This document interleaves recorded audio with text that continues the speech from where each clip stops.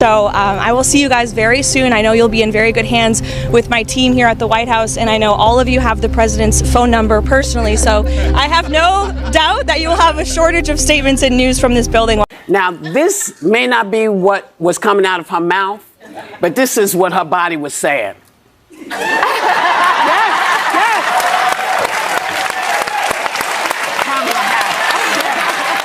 You would think, ABC, having just paid $15 million for a defamation lawsuit, would think not to engage in conspiracy theories about assassination attempts, but I guess that's too much to ask from The View. I mean, I gotta ask you, because they said it, are you aware of any plots from Elon Musk to push President Trump down the stairs? Absolutely not. Let me be unequivocally clear about that. What happens when Karoline Leavitt wakes up, flips the chaos switch, and sues The View like it's her full-time job? Financial devastation for the daytime queens. That's what. Karoline is back in the courtroom with a lawsuit so massive it could practically apply for its own zip code. Could this be the final glittering nail in The View's designer coffin? Is Joy Behar about to launch an Etsy shop selling passive-aggressive throw pillows just to cover the damages? Do not look away, because this television takedown is messier than a wine-throwing brawl at a Real Housewives reunion. Leavitt appears to be a fierce operator, but she's also 27 and arguably quite glamorous. So of course, the kind and progressive voices at The View reacted to her appointment like this. I think she's probably been put in there because, according to Donald Trump, she's a 10.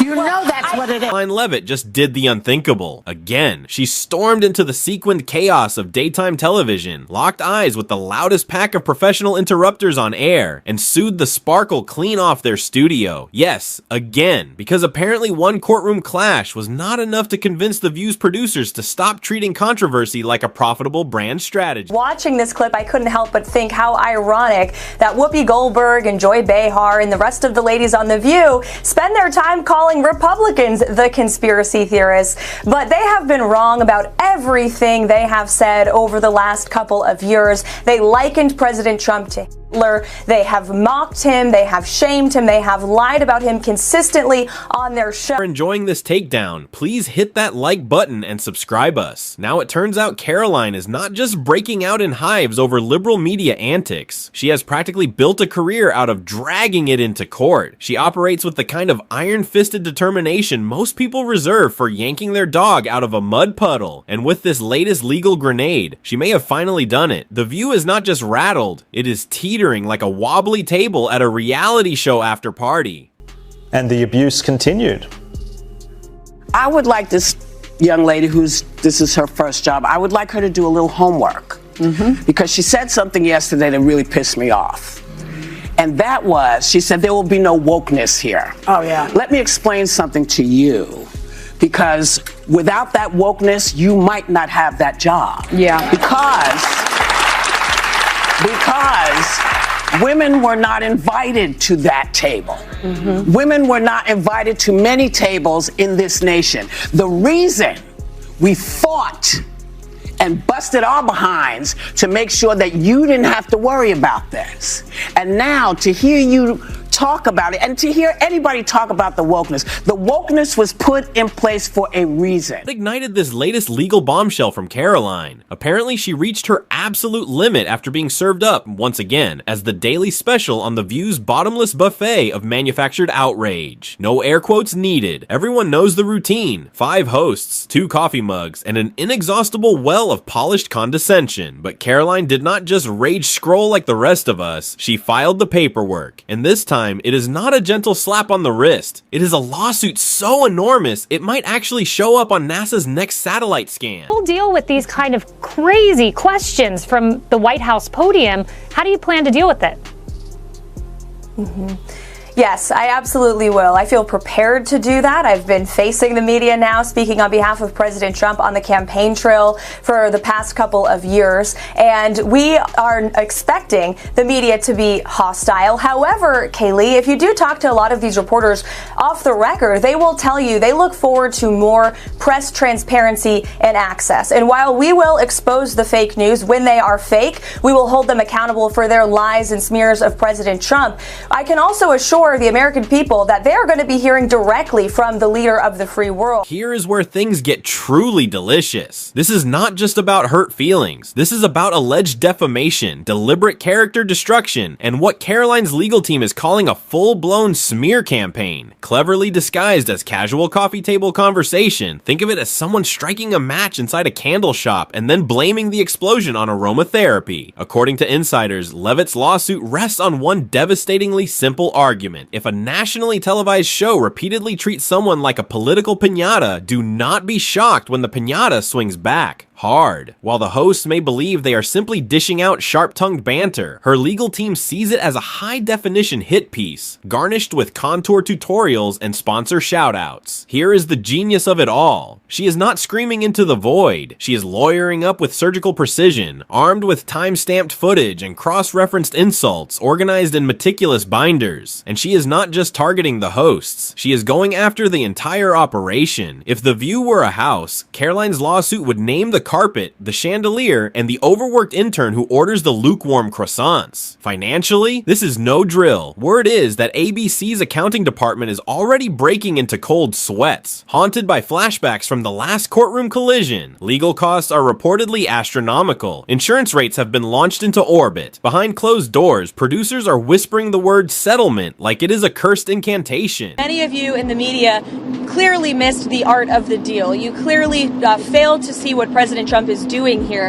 You tried to say that the rest of the world would be moved closer to China when in fact we've seen the opposite effect. The entire world is calling the United States of America, not China, because they need our markets, they need our consumers, and they need this president in the Oval Office to talk to them. And that's exactly why more than 75 countries have called, because the United States of America is the best place in the world to do business. And as the president has shown great courage, as the secretary has said, in choosing to retaliate against China even. Backstage, an entirely different show is playing out. Staffers are reportedly tiptoeing through the studio as if dodging subpoenas rather than camera cords. Staff morale. Picture a glitter bomb detonating during a tax audit. Joy may still be cracking jokes on camera, but behind the scenes, budget cuts are hitting harder than her punchlines. Promotional shoots are disappearing without explanation. Guest appearances are quietly evaporating. Even the snack table, rumor has it, has gone from lavish spread to bring your own granola bar. Meanwhile, Karoline Leavitt is absolutely thriving. She has transformed this legal roller coaster into a precision-engineered political stage production. So compelling, it makes Shakespeare look like open mic night at a dive bar. In conservative circles, she has become the icon who brought the cackling colossus to its knees, armed with nothing but court filings and an unshakable calm. No shouting, no theatrics, just devastatingly composed legal arguments. Do not mistake this for a publicity stunt. This is a financial siege. Her team is not simply demanding damages. They are assembling a case that allegedly exposes a long, calculated campaign of on-air character sabotage, all dressed up as harmless daytime entertainment. If it holds up in court, the payout would not merely sting. It could hollow out the show's entire financial foundation. And while the network puts on a brave face publicly, insiders say it is all smoke and mirrors. Legal teams are on high alert. The PR department is reportedly in full meltdown mode. And advertisers, a number of them are already quietly eyeing the exits, clutching their marketing budgets like lifeboats. First of all, the Democrat Party has gone woke and now they have gone broke.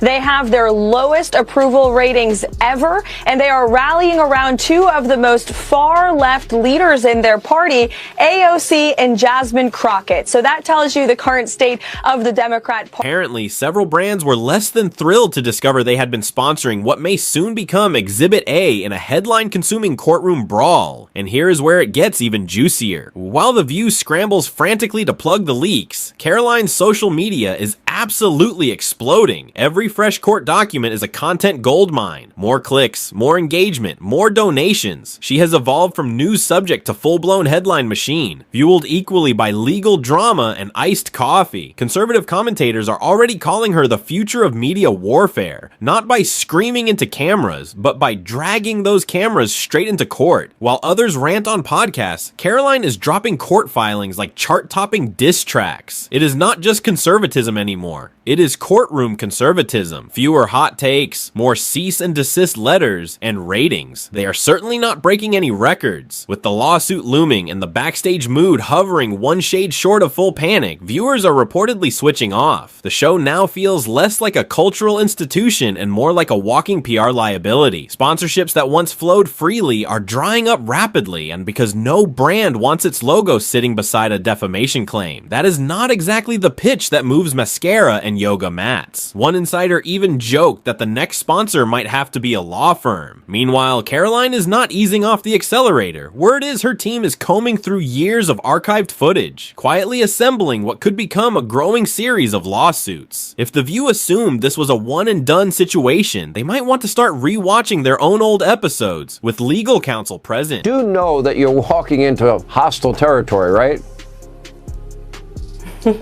Certainly do. And look, I think I'm well prepared for that, and I'm incredibly honored that President Trump has instilled confidence in me to speak on his behalf behind the White House podium. It's been an honor to have a front row seat to the greatest political comeback in history. And as you mentioned in your monologue, Sean, President Trump is putting together a brilliant cabinet of fantastic America First fighters, from Elon Musk and Vivek Ramaswamy, who are going to cut the waste out of our federal bureaucracy, to Susie Wiles, who is going to serve as the first female chief of staff in history. Take that, Mark Cuban, to Tom Homan. No one better to secure the border than him. Mission, a complete, unapologetic reckoning with what she calls the mean girls and makeup empire of American television. And if Karoline Leavitt wins, even a fraction of what her team is demanding, The View could be staring down a future with fewer hosts, fewer sponsors, and far fewer opportunities to hurl on-air insults without someone immediately speed dialing their attorney. Here is the twist. Leavitt has perfected the art of the double identity. Villain in one world, icon in another. To The View's loyal audience, she is the political boogeyman. To her own crowd, she is a folk hero, armed with legal briefs and fearless determination. It is not just controversy, it is branding. She is not running from the drama. She is packaging it, marketing it, and profiting from it. And if anyone thinks this is about ego, think again. Karoline's approach is pure strategy. Every lawsuit is a campaign advertisement.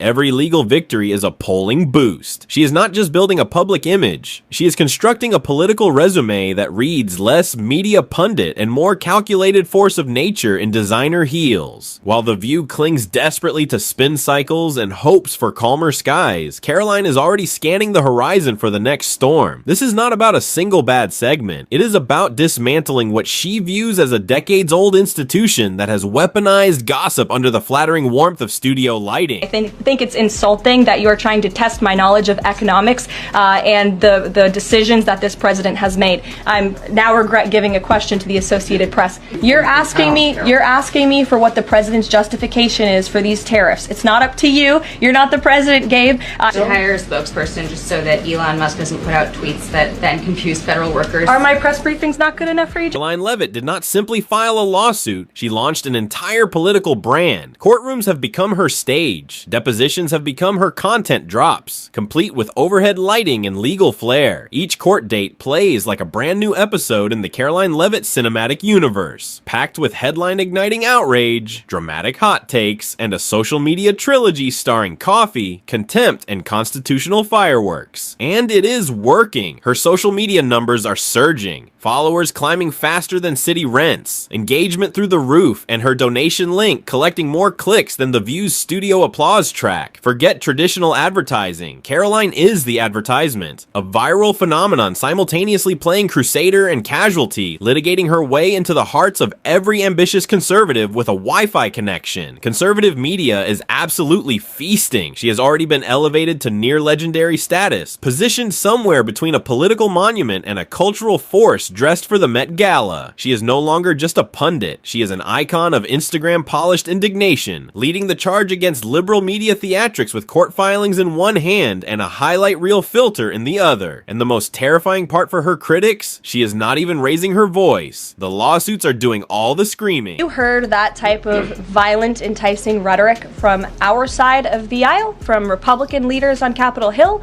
I think there would be a lot more outrage in this room today. It's unacceptable, the comments that have been made by these Democrat leaders, and frankly, they don't even know what they're talking about. Because President Trump was elected with a mandate from the American people to make this government more efficient.